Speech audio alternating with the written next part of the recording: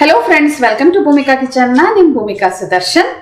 ಇವತ್ತು ಸಿಂಪಲ್ ಆಗಿ ಒರಳುಕಲ್ ಚಿತ್ರಾನ್ನ ಮಾಡೋದು ಹೇಗೆ ಅಂತ ನೋಡ್ಕೊಳ್ಳೋಣ. ಮೊದಲು ನಾನು ನಿಮಗೆ ಎಲ್ಲರಿಗೂ ನವರಾತ್ರಿ ಹಬ್ಬದ ಶುಭಾಶಯಗಳನ್ನ ಹೇಳ್ತಾ ಇದ್ದೀನಿ. ಇವತ್ತು ನವರಾತ್ರಿ ಹಬ್ಬದ ಮೊದಲನೇ ದಿನ ಆಗಿರೋದ್ರಿಂದ ಶೈಲಪುತ್ರಿಗೆ ನಾವು ನಮಸ್ಕಾರ ಮಾಡೋಣ. ಮೊದಲು ಶೈಲಪುತ್ರಿಗೆ ನಮಸ್ಕಾರ ಮಾಡ್ತಾ ಇವತ್ತಿನ ದಿನನ ನಾವು ಶುರು ಮಾಡೋಣ. ದೇವರಿಗೆ ನೈವೇದ್ಯಕ್ಕೆ ಅಂತ ಅಂದ್ಬಿಟ್ಟು ನೀವು ಏನಾದರೂ ಒಂದು ತಿಂಡಿನ ಮಾಡಬೇಕು ಅಂತ ಅನ್ಕೋತಿರ್ತೀರ ಅಲ್ವಾ. ಇವತ್ತು ನಾನು ಈ ಚಿತ್ರಾನ್ನಕ್ಕೆ ಒಂದು ಚೂರು ಶುಂಠಿ, ಬೆಳ್ಳುಳ್ಳಿ, ಈರುಳ್ಳಿ ಏನು ಉಪಯೋಗಿಸ್ತಾ ಇಲ್ಲ, ಹಾಗೆ ಮಾಡೋದನ್ನ ತೋರಿಸ್ತಾ ಇದ್ದೀನಿ. ತುಂಬಾನೇ ರುಚಿಯಾಗೂ ಇರುತ್ತೆ. ನೀವು ದೇವ್ರ ನೈವೇದ್ಯಕ್ಕಾದ್ರೂ ಮಾಡ್ಕೋಬಹುದು ಅಥವಾ ನಿಮ್ಮನೆ ತಿಂಡಿಗಾದ್ರೂ ಮಾಡ್ಕೋಬಹುದು. ಬನ್ನಿ ಮಾಡೋದು ಹೇಗೆ ಅಂತ ನೋಡ್ಕೊಳ್ಳೋಣ.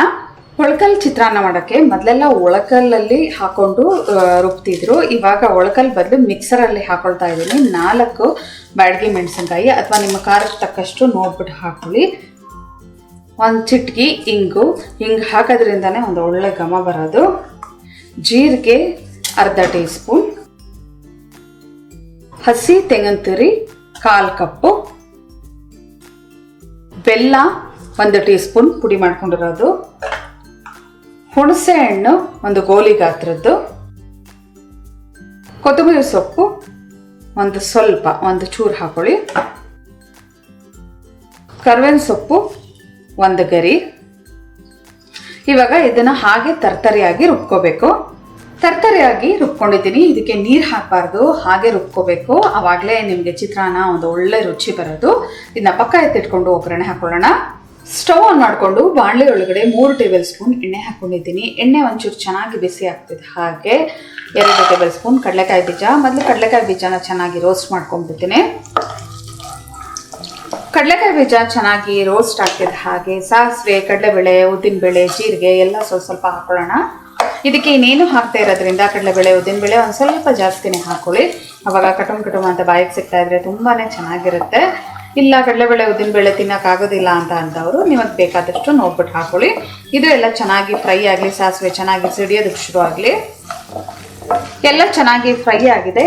ಈ ಟೈಮಲ್ಲಿ 1 ಗರಿ ಕರಿಬೇವಿನ ಸೊಪ್ಪು, 1 ಒಣಗಿದ ಮೆಣಸಿನ್ಕಾಯಿ ಹಾಕೊಂಡು ಚೆನ್ನಾಗಿ ಮಿಕ್ಸ್ ಮಾಡ್ಕೊಳ್ತೀನಿ.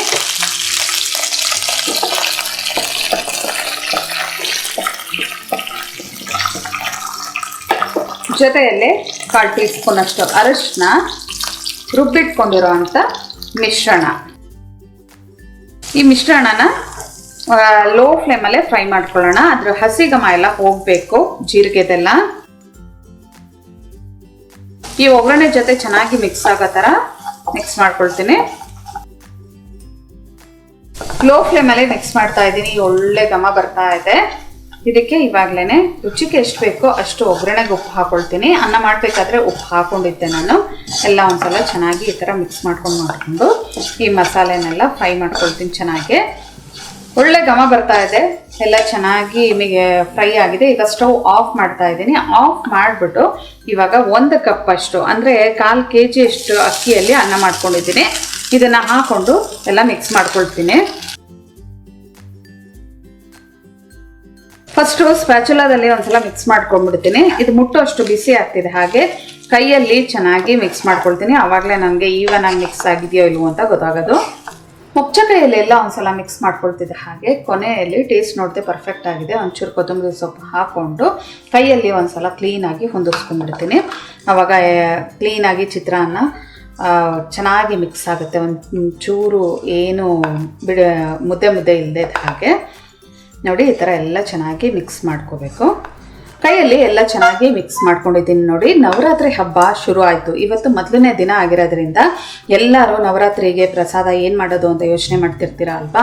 ನೋಡಿ, ಇದಕ್ಕೆ ಒಂಚೂರು ಶುಂಠಿ, ಬೆಳ್ಳುಳ್ಳಿ, ಈರುಳ್ಳಿ ಏನು ಹಾಕದೆ ಮಾಡಿರೋದ್ರಿಂದ ಧಾರಾಳವಾಗಿ ನೀವು ನೈವೇದ್ಯ ಮಾಡ್ಬೋದು. ನವರಾತ್ರಿ ಹಬ್ಬದಲ್ಲಿ ಪ್ರತಿದಿನ ಒಂದೊಂದು ದೇವಿನ ನೆನೆಸ್ಕೊಂಡು ನಾವು ಪೂಜೆ ಮಾಡ್ತೀವಿ.